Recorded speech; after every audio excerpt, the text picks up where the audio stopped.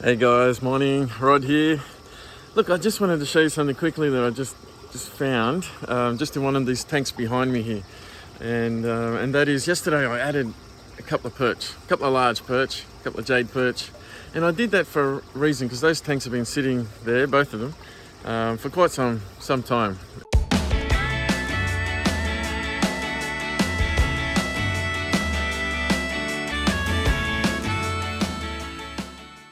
If your tank's been sitting a while, you'll get a lot of algae. And although I've got some insulation there, and that does stop a lot of algae, and also the temperature, of course, stops the water getting too hot for the fish. But the algae has really bloomed in there. So what I did yesterday is I threw a couple of fish in there. I think I put three jade perch in each tank. But the issue is now this morning, it's 6:30 here in Cairns, and the sun's just coming up. Beautiful day actually. And what's happened is that algae has been stirred up. The sediment's not a problem, it's just tiniest little bit of sediment, but the algae is stirred up, and it's all attracted on the solids lifting pump. Now, without even looking, I can see that the pond behind me has gone down a fraction, so it's just dipped, and I filled that yesterday. I just topped it up, so I know that overnight we've had some leakage. Now, it hasn't gone too far. It's not a big deal. It's only a couple of centimeters, so maybe 100 liters of water, maybe something like that. Now, if that's all I had, that would be a big deal, but it's quite a few. Well, I think there's 8,000 liters of water going around this system at the moment. So I just came down to feed the fish and check on it, and I kind of anticipated this would happen as well. And if you have a look behind me, there we go. You can see how high that water level is. You can see how high it is, and if I take you a bit closer, I've got that outlet there, but the water has been overflowing, and it's right up touching my support bars there, which never happens. And you can see it's just overflowing at the lowest point. You can see that there's a little bit of a dribble there. There's three different dribbles. There's one there, and it doesn't look like much. Another one there.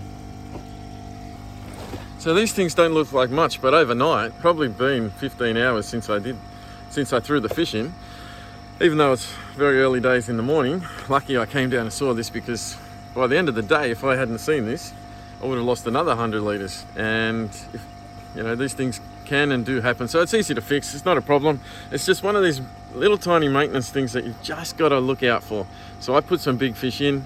I deliberately did it so they'd stir things up and eat the algae, and then I'll put my fingerlings in there later on.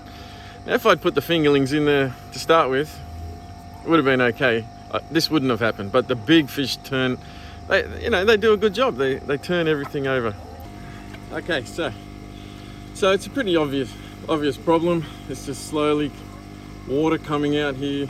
It's not a huge big leak, but over time it will be. So the easiest way to fix this is to pull out the solid lifting pipe. Now, as you know, there's a series of holes at the bottom, and it just sucks up any solids. Now, if those holes are blocked, which it is in this case, then that's where our problem lies. So it's just going to be full of algae. So I'll just jiggle this at a bit of an angle here, but you just jiggle it and pull it out. It's not glued on. I never glue these things on.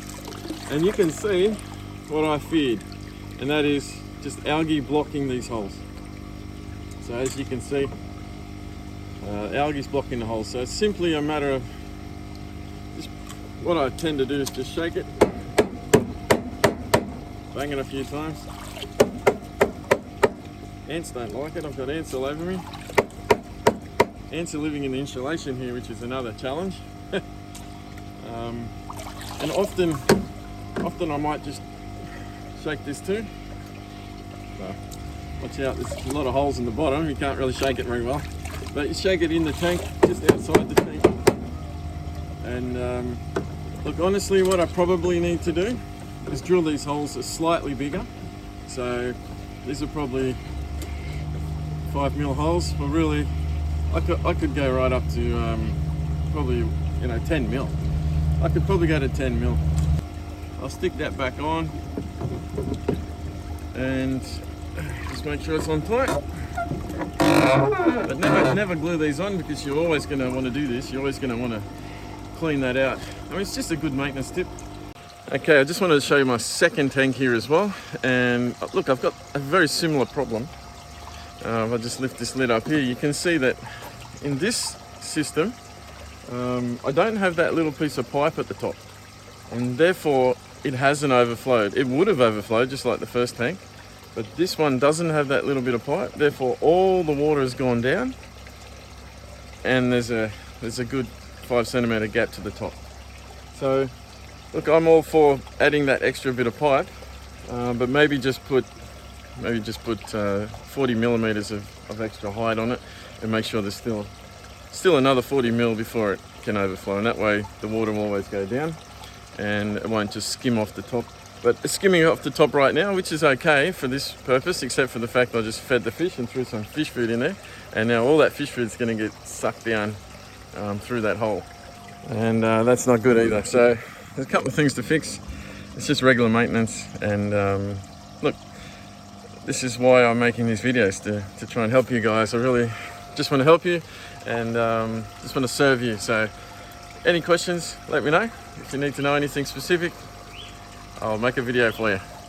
Catch you later.